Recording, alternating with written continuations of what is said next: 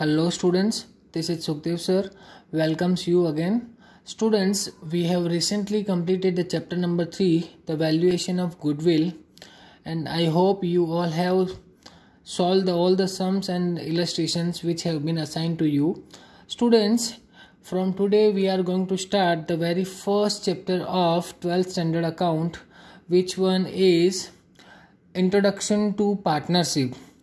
Students, this chapter carries 4 marks including 1 plus 3, means 1 mark for MCQ which will be asked in section A and 3 marks for section C, means this chapter carries 4 marks.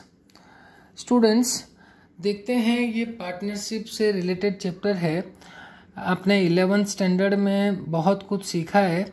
जो भी सीखा है वो sole proprietorship जो था, मतलब single person जो होता है पूरी मतलब फर्म को चलाता है, रन करता है, उससे रिलेटेड स्टडी हमने 11th में किया है. और अब 12th में हम पढ़ने जा रहे हैं introduction to partnership. Means partnership से रिलेटेड इम्पोर्टेंट थिंग्स, पार्टनरशिप जो है क्यों एग्जिस्टेंस में आई, कैसे आई, उससे related each and every detail we are going to study in this chapter. Let's start. We shall start with introduction. The partnership form is emerged from capital and managerial limitations of sole proprietor firm. Sole proprietor firm जो है वो हमने 11th standard में पढ़ा था. Sole proprietor सम जो है firm है वो हमने 11th स्टैंडर्ड में पढ़ा था. अब उसकी लिमिटेशंस की वजह से, कैसी लिमिटेशंस थी, एक तो कैपिटल और मैनेजरियल लिमिटेशंस. अब स्टूडेंट्स, अगर सोल प्रोप्राइटर होगा, सिंगल पर्सन होगा, तो उसमें क्या होगा, उसके पास जितना कैपिटल है वो उतना ही इन्वेस्ट कर पाएगा. उसके पास जितने बंदे हैं या फिर वो अकेला है तो मैनेजरियल डिसीजंस लेने में भी उसको काफ़ी लिमिट में बंध जाता है. अगर इंसान अकेला हो और सब कुछ हैंडल खुद कर रहा हो तो ज़्यादा देर तक उसकी लिमिटेशंस आ जाती है, फिर वो आगे कुछ कर नहीं पाता है. The partnership form is emerged from capital and managerial limitations of sole proprietor firm. ये जो sole proprietor firm है वो हमने 11th स्टैंडर्ड में उसके बेस पे सारी डिटेल्स ली थी. Following are the reasons for the emergence of partnership firm. Partnership firm जो है उसका वो कैसे अमर्ज हुआ, कैसे एग्जिस्टेंस में आया, उसके जो रीजन्स है वो नीचे दिए हुए मैं आपको एक्सप्लेन कर देता हूँ. नंबर 1 जो है, an individual has sufficient funds but does not have required skill. Individual मतलब सिंगल पर्सन होगा, और सिंगल पर्सन के पास कितनी अमाउंट में पैसा होगा, सफिशिएंट फंड होगा, मतलब पैसा है उसके पास बहुत सारा, ही has a lot of money to invest but does not have required skill. लेकिन बिजनेस को रन करने के लिए सिर्फ पैसा ही नहीं, साथ साथ में तुम्हारे टैलेंट, तुम्हारे अंदर की स्किल, जो बिजनेस स्किल्स होती है वो भी तुम्हारे पास होना ज़रूरी है. ज़्यादा एजुकेटेड बंदा नहीं है पर उसके पास बहुत सारा पैसा है तो वो आगे अगर बिजनेस को एक्सपांड करना चाहता है तो उसको स्किल्ड पर्सन्स की ज़रूरत पड़ेगी. तो वो क्या करेगा, वो ऐसे स्किल्ड पर्सन्स को ढूंढेगा, क्योंकि उसके पास में ऐसा स्किल है नहीं, सिर्फ फंड ही है. तो ये एक लिमिटेशन थी, ये एक रीज़न था जिसकी वजह से सोल प्रोप्राइटर फर्म जो है उसको मतलब थोड़ा ख़त्म करके हम पार्टनरशिप तक पहुँचे हैं. सेकंड नंबर पर है, an individual has required skill but does not have sufficient fund. First one का उल्टा है. अब यहाँ पर क्या है, उसके पास रिक्वायर्ड स्किल तो है लेकिन उसके पास उतना पैसा नहीं है. कभी कभार क्या होता है, इंसान के पास दिमाग बहुत सारा होता है लेकिन वो दिमाग यूज़ करने के लिए बिजनेस में अगर वो दिमाग उसको लगाना है तो उसको पैसे की ज़रूरत पड़ेगी, कैपिटल चाहिए होगा, बहुत सारा पैसा चाहिए होगा. तो बहुत सारा पैसा उसके पास नहीं है लेकिन उसके पास स्किल है, बराबर. तो ये लिमिटेशन थी, ये रीज़न था. And to distribute business risk. अब देखो स्टूडेंट्स, बिजनेस जितना बड़ा हो और अगर उसमें ज़्यादा पर्सन्स होते हैं, ज़्यादा लोग मिलके वो बिज़नेस करते हैं तो उसमें क्या होता है, रिस्क जो है वो डिस्ट्रीब्यूट हो जाता है. मीन्स अगर अकेला इंसान कर रहा है तो उसके लिए रिस्क को, अगर मान लो धंधे में बहुत बड़ा लॉस हुआ है तो अकेले बेयर करना थोड़ा बहुत टफ पड़ जाता है. अगर ज़्यादा बंदे होंगे तो क्या होगा, वो रिस्क डिस्ट्रीब्यूट हो जाएगा, किसी एक के ऊपर बर्डन नहीं आएगा. मोर than one person, additional capital, skill and managerial ability are required to run a business at a large level and for the expansion of any business.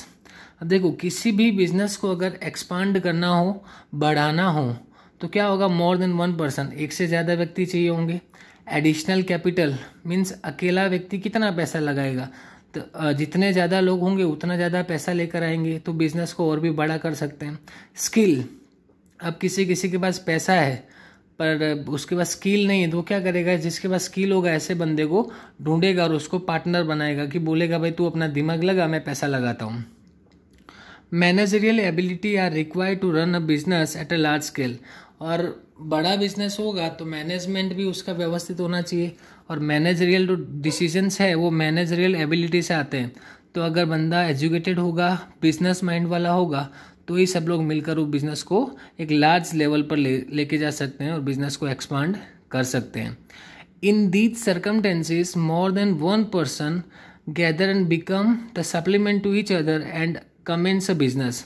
इसमें क्या होता है, एक से ज़्यादा लोग, सब लोग मिलजुल कर, इसमें क्या होता है, जितने भी लोग हैं अगर उनको किसी पार्टनर की ज़रूरत है तो वो क्या करेगा, ढूंढेगा, अपने रिलेटिव्स हो, फ्रेंड्स हो, जिसके पास जिस चीज़ की कमी होगी. मान लो उसके पास पैसा नहीं है तो वो ऐसे इंसान को ढूंढेगा जिसके पास में पैसा होगा.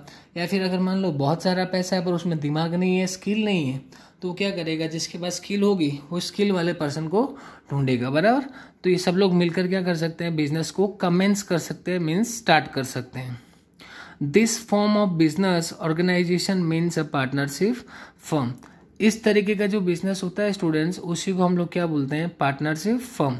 अब सोल प्रोप्राइटरशिप में तो क्या था, 11th में हमने जो अकाउंट सीखा था उसमें सिंगल ओनर हुआ करता था, अकेले ही बंदा होता था और वो बिजनेस को रन करता था.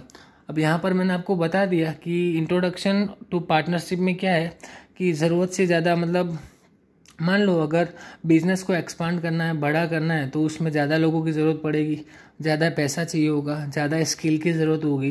बराबर.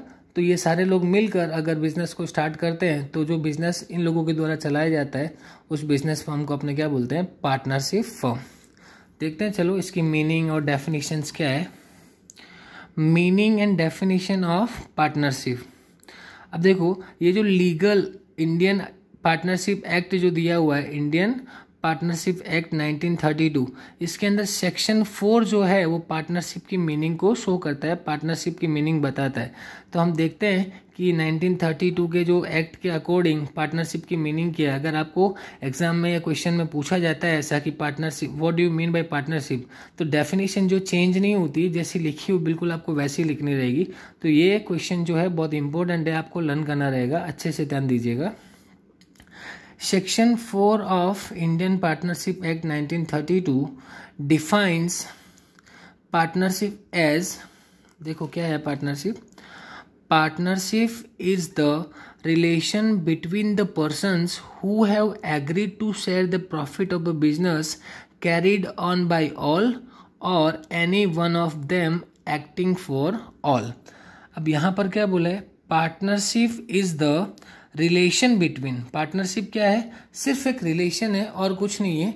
कैसा relation, between the persons who have agreed to share the profit.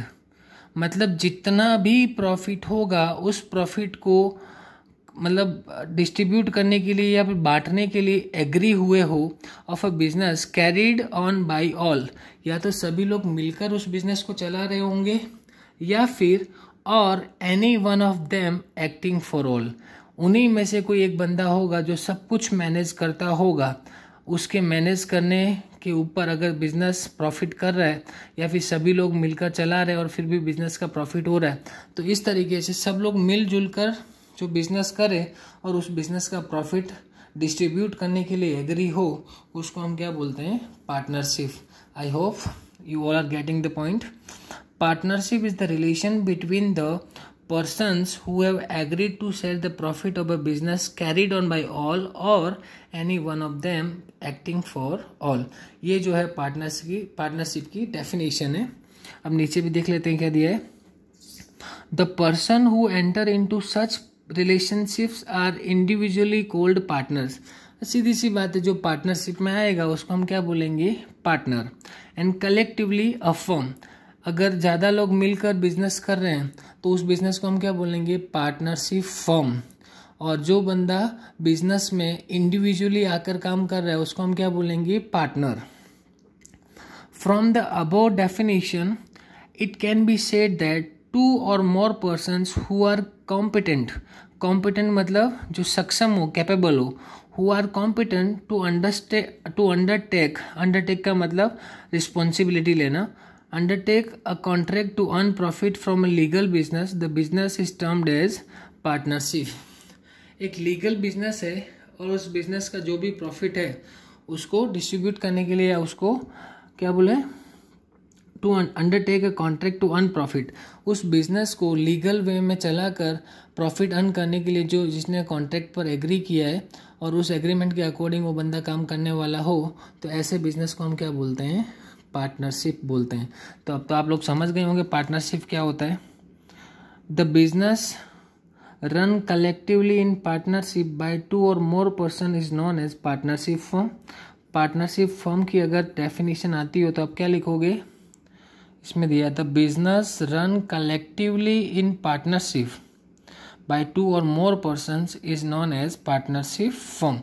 तो अभी तक हमने क्या देखा स्टूडेंट्स की, जो सोल प्रोप्राइटरशिप हमने 11th में सीखा था अकाउंटेंसी में, उसकी कुछ लिमिटेशंस थी।